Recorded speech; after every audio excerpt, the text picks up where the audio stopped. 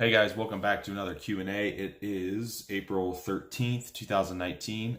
Did open Q&A again this week, and we'll get going on some questions. So on Facebook, all right, so first question is there a rough guide by what percentage NEAT levels drop as body weight drops during a diet, assuming activity levels staying the same? I'm talking about the fact that I would be doing all the same things, but with a progressively lighter body.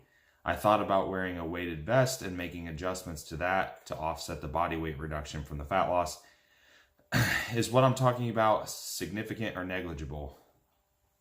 Well, I mean, with a significant enough body weight drop, I mean, it's certainly going to be, it would be a variable that matters. You know, I kind of use the example of like a 250 pound bodybuilder versus a 150 pound bodybuilder.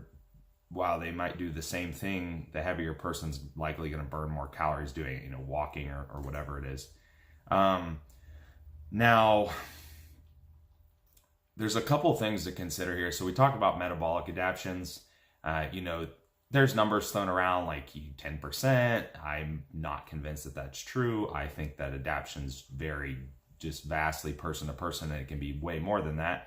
But also adapting to activity, in that burning less doing the same activity irregardless of body weight. So cardio, for example, if someone's riding a stationary bike, it gets harder. They're cardio adapted, I guess would be a good word for it. They have a harder time getting the heart rate up. They're expending less calories because their body's becoming more and more efficient. So that's also adaptation.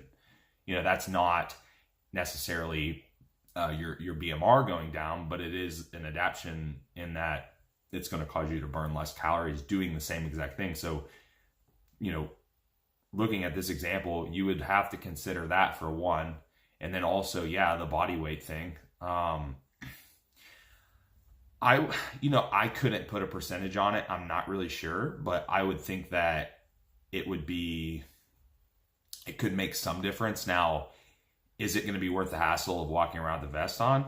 I mean, no. I've certainly thought about it. I've certainly thought to myself about doing that, some kind of like weighted vest or ankle weights or wrist weights or whatever, and just seeing if it made any kind of significant difference over maybe the course of a week. You could try that. Like if you don't have any set time frame, maybe just try it over the course of a week or 2 weeks and kind of see if there's any noticeable difference between the two. Make a significant enough weight increase, like at least, 20, 30 pounds or whatever with the weighted vest. And so it's something significant enough to make a difference and kind of see what happens. I would be curious to hear about it. With, if you had an open-ended time frame and you weren't in any really time crunch, could be a cool experiment. But yeah, like I said, I think there's just a few too many variables there to consider to give an exact number. But all right, so next one. Are there any AAS that can be taken that will not affect fertility or HPTA regeneration? No, not really. I mean, even SARMs will have some HPTA downregulation.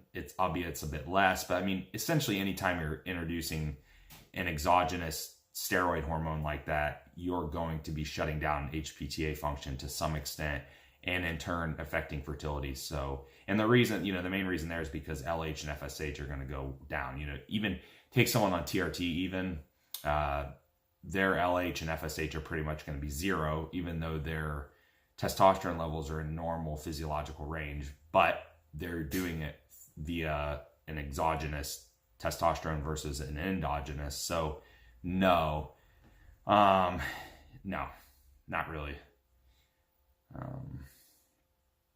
From your experience, have you noticed that peaking enhanced competitors to be easier or harder versus naturals?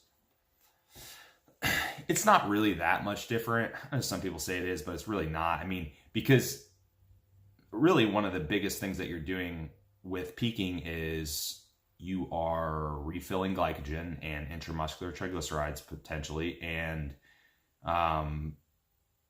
doing something with water balance, depending on what your goal is and what your peaking plan is.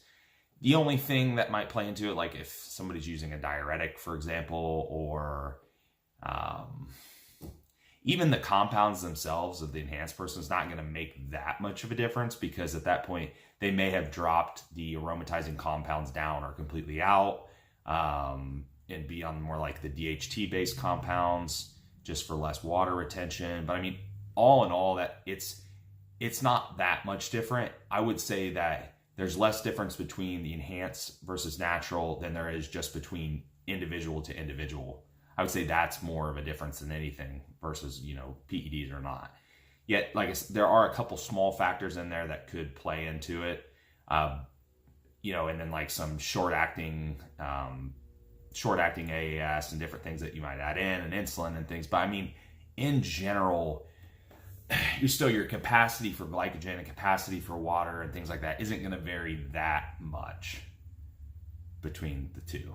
Now, one of the things that does vary though is that normally the size of these people are different. You know what I mean? Like if you're peaking someone that has 50 pounds more muscle, then I mean, that's could be potentially different. It's a lot more space to fill out. But outside of that, not a ton of difference, other than just a couple little things like I mentioned, then just mainly individual differences from there. All right, so when taking clen and yohimbine to combat anxiety and side effects, is L-theanine the only supplement to help? Well, L-theanine is just boosting GABA levels, so the neurotransmitter GABA, and that's calming. So I mean, anything that boosts GABA. I mean, you could probably even boost serotonin a little bit to some extent, and that would probably help. Just because you're just taking the edge off of the CNS stimulants, especially yohimbine, because it's notoriously kind of not very channeled. It can be kind of scattered. So, no, I mean, anything that boosts GABA, Phenibut would work. Xanax would work. I mean, I'm not suggesting you do that, but no, I mean, that just happens to be the neurotransmitter that's probably going to be most helpful in this case. And theanine's really easy. It's not harsh. It's tolerated by everybody. It's super cheap. So it's pretty much the easiest, option. All right. So what are your thoughts on greens drinks for helping hitting micros and digestive support? Yeah, I mean, I don't think it's a bad idea. I think there's definitely some situations that warrant it even more if someone doesn't eat a lot of veggies. That's an obvious one. Or potentially like deep into a deficit or something where micronutrients are much lower. That could be positive. Those are probably two primary situations. And then just as an overall insurance policy, it's absolutely not a bad idea. Some of the better, more potent, or more concentrated products are going to give you a pretty good micronutrient punch. Now, in terms of digestion, unless they're specifically adding components that are geared toward digestion, there's not going to be any real advantage, any big advantage over just eating regular vegetables. But some things, I'm going to plug Morphogen here. Morphogen's Nutrigen. There are digestive components added, like D-limonene, for example, for bile acid production. There are some various important enzymes. There are some shelf-stable probiotics. I mean, stuff like that specifically geared towards digestion. So yeah, that product would not only cover micronutrient bases and from vitamins and minerals, because those are also added, but also from the vegetables and the fruits. So, the phytonutrients and things like that you wouldn't be getting otherwise. And then the digestive components are added. So, but again, that product's geared towards that. Now, if the others aren't, then I wouldn't expect anything significant in terms of digestive support unless you just lacked fiber and that gave you some fiber. So, that's kind of my take on that. And okay. All right. Last one. A little bit shorter this week, kind of flew through them, but last one here is, during prolonged off periods, do you prefer to focus on staying lean or preserving muscle tissue? I'm not sure what the question is asking. Off periods from supplementation or training or what? I'm assuming probably from from PEDs, but is it completely off, or are they cruising? I mean, if the person has normal physiological levels of testosterone, for example, whether it's from TRT or they do PCT and they recover sufficiently, I mean, they shouldn't really lose that much tissue. They should be able to maintain tissue. Should still be able to. It's not like your body composition is just gonna go to shit. It shouldn't if your hormones are balanced still. So you can pretty much just continue with whatever goal that you have. I mean, there's, especially like in a TRT scenario where we know that the person's going to recover. I mean, PCT is so hit or miss. A lot of people don't recover well, but and there's a lot of other negatives. But I mean, in terms of TRT, I mean, people can still grow, or at least maintain very well, and probably slowly progress, albeit maybe a little bit slower. But I mean, it's not like your mindset needs to change and everything needs to just go out the window. And even then, I mean, there's other ways that you can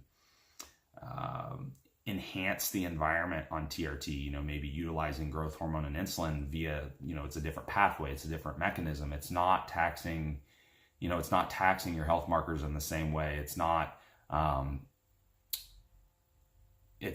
having the, you know, it doesn't have those negative side effects in that way. So it's still allowing the recovery from the AAS, but it's still, you're still certainly can grow. I mean, so I'm not sure. I would need more context. I would need more context to this to really say this, like what's realistic and what's not. Okay, so that's it for this week, guys. Appreciate the questions, and talk to y'all next time.